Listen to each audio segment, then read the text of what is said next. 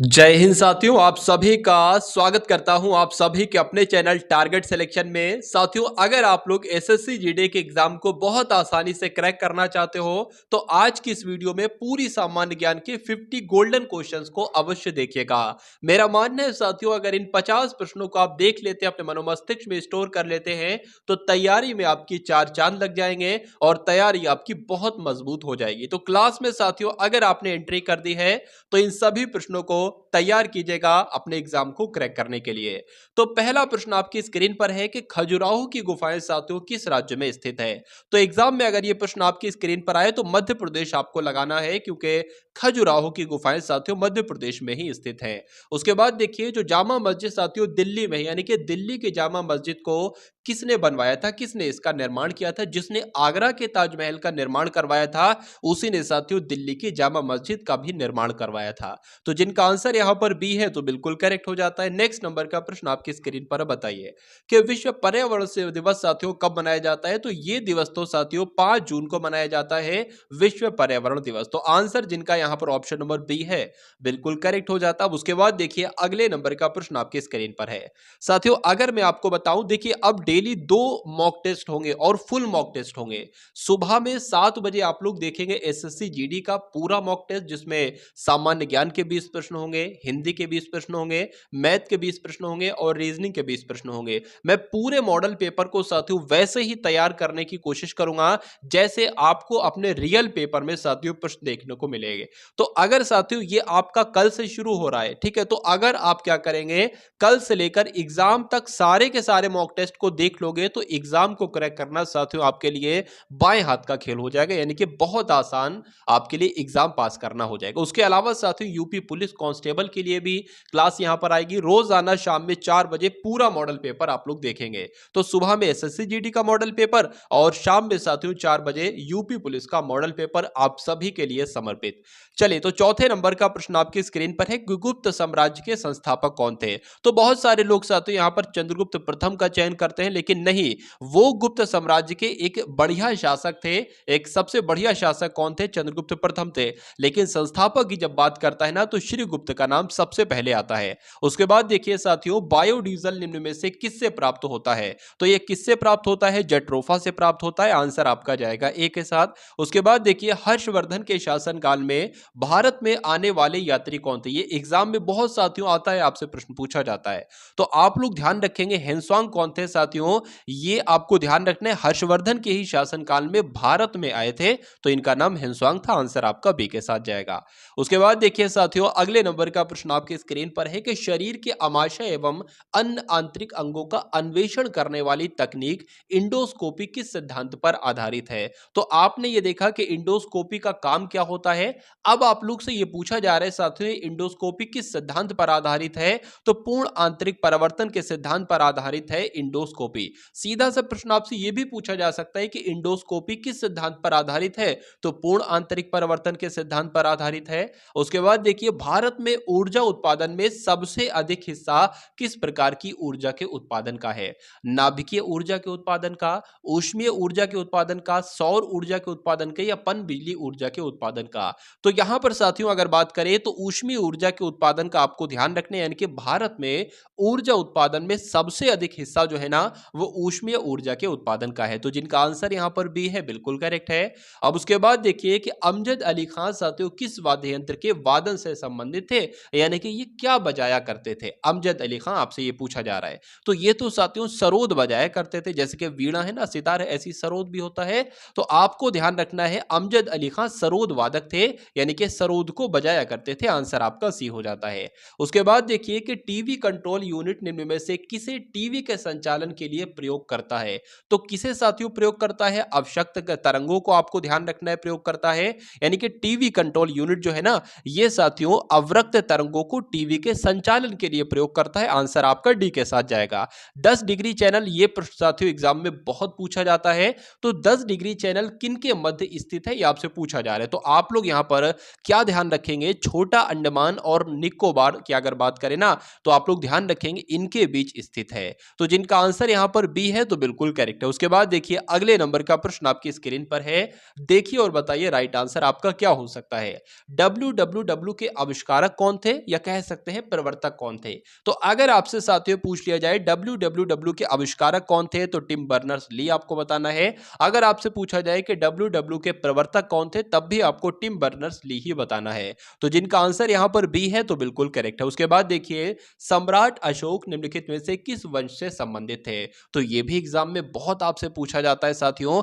मौर्य वंश के बहुत बढ़िया एक शासक थे जिनका नाम था अशोक। तो आंसर आपका किस ऑप्शन के साथ जाएगा, ऑप्शन नंबर बी के साथ जाएगा। उसके बाद देखिए साथियों बाजार नियंत्रण प्रणाली सबसे पहले किसने प्रारंभ की थी। तो सबसे पहले किसने प्रारंभ की थी, तो सबसे पहले तो साथियों अलाउद्दीन खिलजी ने प्रारंभ की थी। तो आंसर अगर आपका है ऑप्शन नंबर सी के साथ तो बिल्कुल करेक्ट हो जाता भाई, बहुत बढ़िया, वेरी गुड क्लास। अब उसके बाद देखिए अगले नंबर का प्रश्न आपकी स्क्रीन पर है, देखिए और बताइए क्या इस क्वेश्चन का राइट आंसर हो सकता है।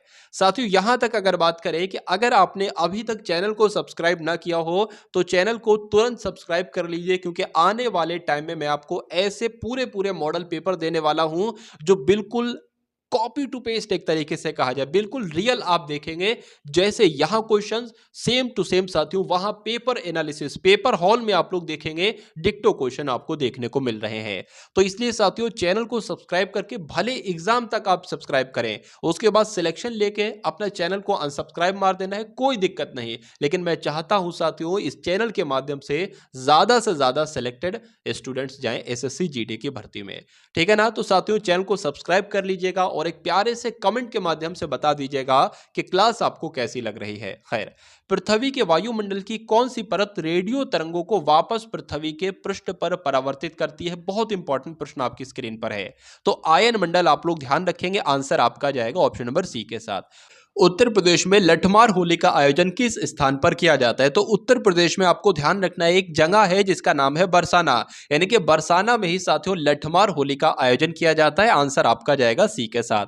प्रकाश वर्ष की अगर बात करें तो ये किसकी इकाई है। देखिए बहुत लंबी लंबी दूरियों को अगर नापना होता है ना, कि जैसे कि अगर बात करें यहां से सूरज की कितनी दूरी है, तो बहुत लंबी लंबी दूरियों को मापना होता है जहां तक जाना पॉसिबल नहीं हो पाता है, तो उन दूरियों को साथियों प्रकाश वर्ष के द्वारा मापा जाता है। इसलिए आंसर आपका जाएगा ऑप्शन नंबर सी के साथ। उसके बाद देखिए अगले नंबर का प्रश्न आपकी स्क्रीन पर है, आपसे पूछा जा रहा है कि योजना आयोग के अनुसार शहरी क्षेत्रों में कितनी कैलोरी पोषण ना प्राप्त करने वालों को गरीबी रेखा से नीचे माना जाता है। अगर बात करें कोई व्यक्ति गांव का है ग्रामीण का है, अगर बात करें साथियों यहां पर लिखा हुआ है, देखिए शहरी क्षेत्र की बात की गई है, तो शहरी क्षेत्रों में कितनी कैलोरी पोषण ना प्राप्त करने वालों को गरीबी रेखा से नीचे माना जाता है। अगर कोई साथियों 2100 कैलोरी ले रहा है या मान लेते हैं उससे कम ले रहा है तो उसको गरीबी रेखा से नीचे माना जाता है। लेकिन अगर यहां पर ग्रामीण क्षेत्र लिखा होता तो अगर बात करते 2400 कैलोरी से अगर कोई ग्रामीण वासी ले रहा है, कैलोरी प्राप्त कर रहा है, तो वो साथियों गरीबी रेखा से नीचे माना जाता है।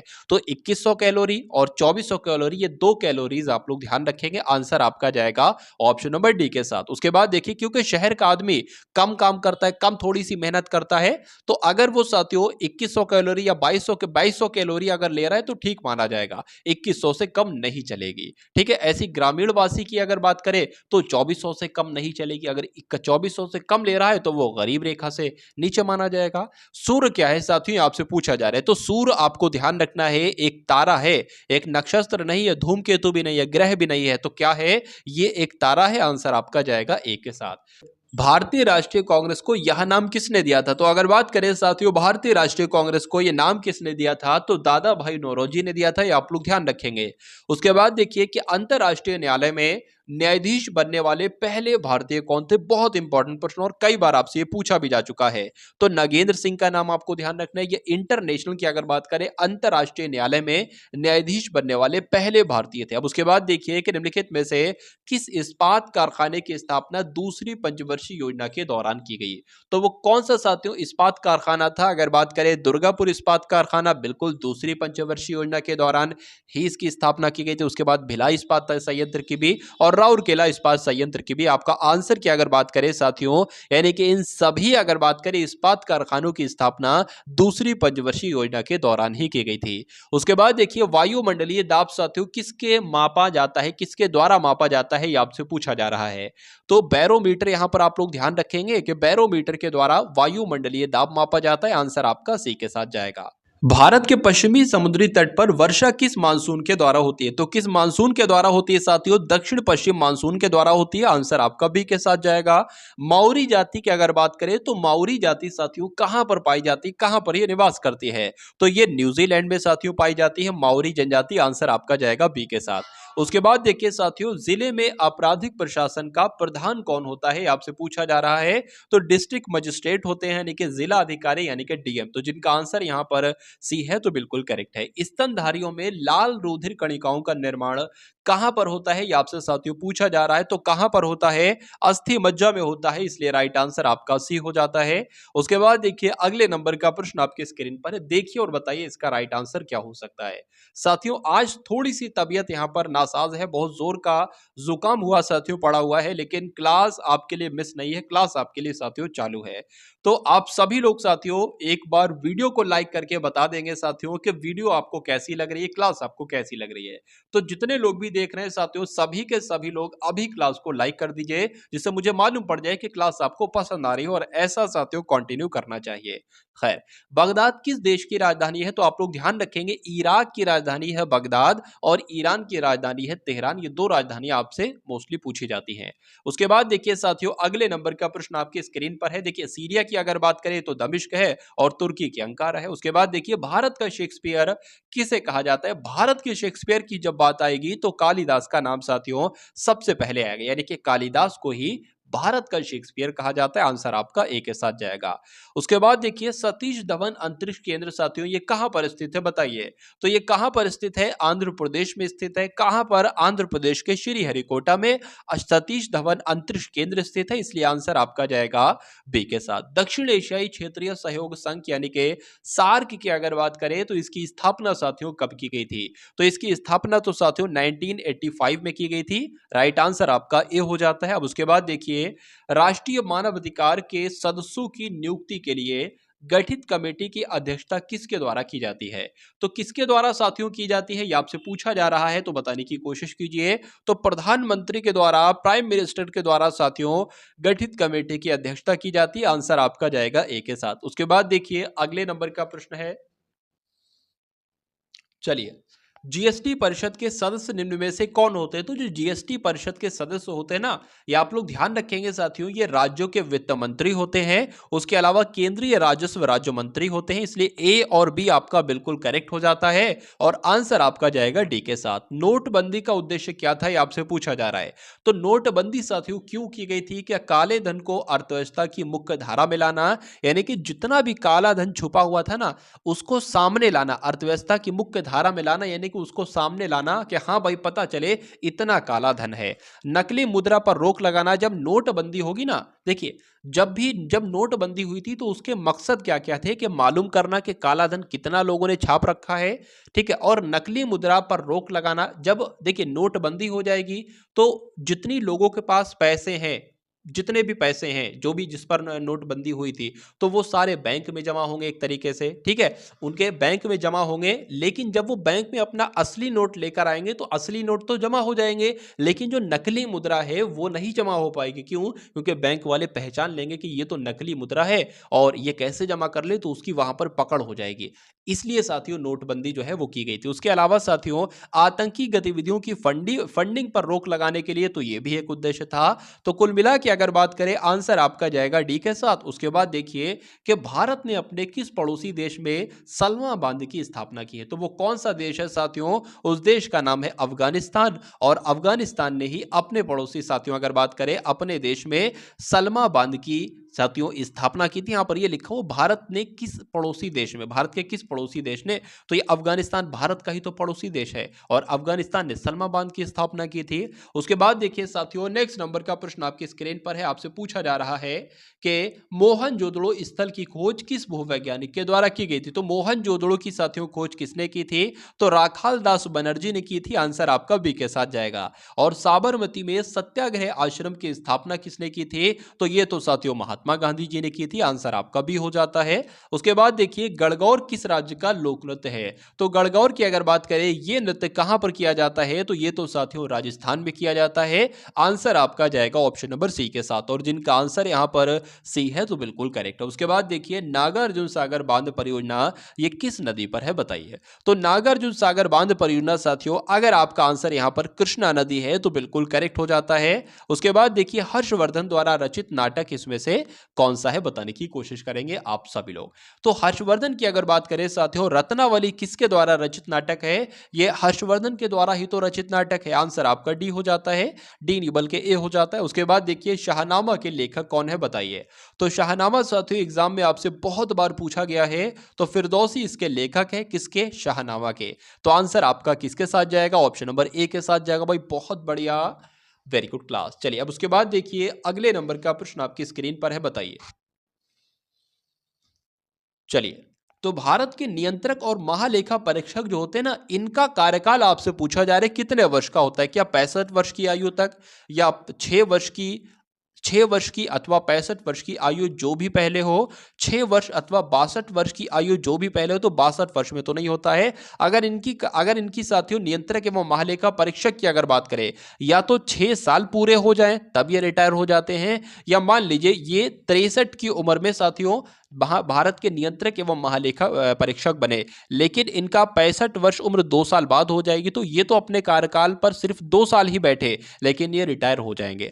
अगर ये साथियों 59 की एज में अपने नियंत्रक महालेखा परीक्षक बने, तो ये पूरे कर सकते हैं अपने कितने साल साथियों? 6 साल। ठीक है ना? तो कुल मिला के अगर आंसर की बात करें तो आंसर आपका भी के साथ जाएगा।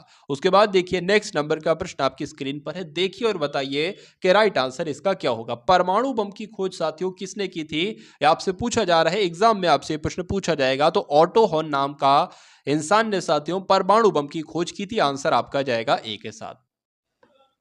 ग्रहों की चाल से संबंधित नियमों का प्रतिपादन साथियों किसने किया था? ये आपसे पूछा जा रहा है। देखिए यहां पर अगर बात करें, आपका जो भी एग्जाम है, एसएससी जीडी का एग्जाम है, ये तो खैर उसके लिए क्लास है, एसएससी जीडी के लिए, और आपका एग्जाम है साथियों यूपी पुलिस कांस्टेबल का। इन दो अगर बात करें, इन दोनों एग्जामों को पास करना बहुत आसान है।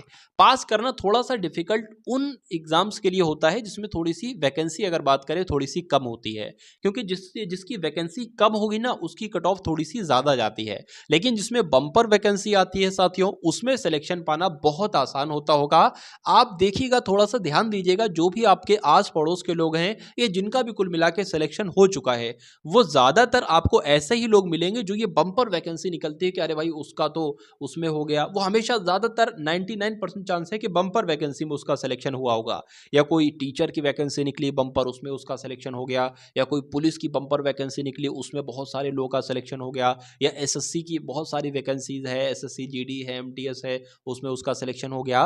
तो ये जो साथियों वैकेंसीज आपकी चल रही है ना, इसमें सिलेक्शन पाना बहुत आसान है। मैं कहता हूं साथियों, आपके पास जितने भी दिन बचे हैं आप अच्छे से पढ़ाई कर लो, सिलेक्शन आपका बहुत आराम से हो जाएगा। सिर्फ आपको पढ़ाई करना है, उसके अलावा कुछ नहीं करना है। और जो चैनल के माध्यम से आपको साथियों दिया जाए वो तो आपके लिए समझ लीजिए एकदम सोने का है साथियों। गोल्डन क्वेश्चन मैं कराता हूं, और गोल्डन के गोल्डन वही क्वेश्चन आपको एग्जाम में देखने को मिल जाते हैं।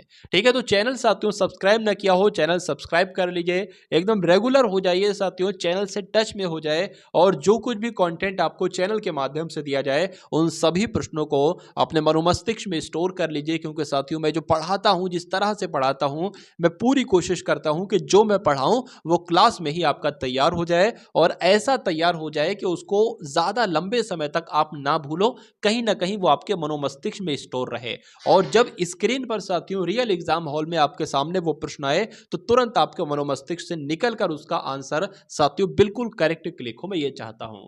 चलिए, तो 44वें नंबर का प्रश्न आपके स्क्रीन पर है। इस प्रश्न का सही जवाब साथियों क्या हो सकता है, बताने की कोशिश कीजिए। तो केपलर इस क्वेश्चन का बिल्कुल करेक्ट आंसर, यानी कि ग्रहों की चाल से संबंधित नियमों का प्रतिपादन किसने किया था? केपलर ने किया था।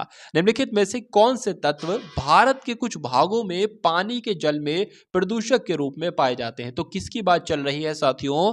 अगर बात करें, आर्सेनिक भी ऐसे ही होता है, फ्लोराइड भी ऐसे ही होता है, यूरेनियम भी ऐसे ही होता है। यानी कि जितने तीनों के तीनों तत्व की अगर बात करें तो ये भारत के कुछ भागों में पानी के जल के प्रदूषक के रूप में पाए जाते हैं। आंसर आपका जाएगा डी के साथ।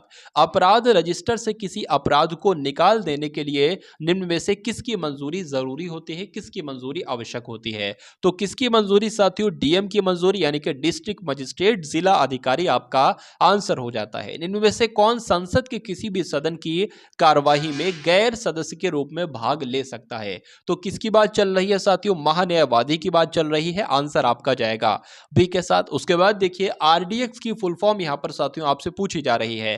तो आरडीएक्स की फुल फॉर्म क्या? रेडिएशन डिटेक्शन थ्रू एक्सरे होगी तो मैं कहूंगा नहीं।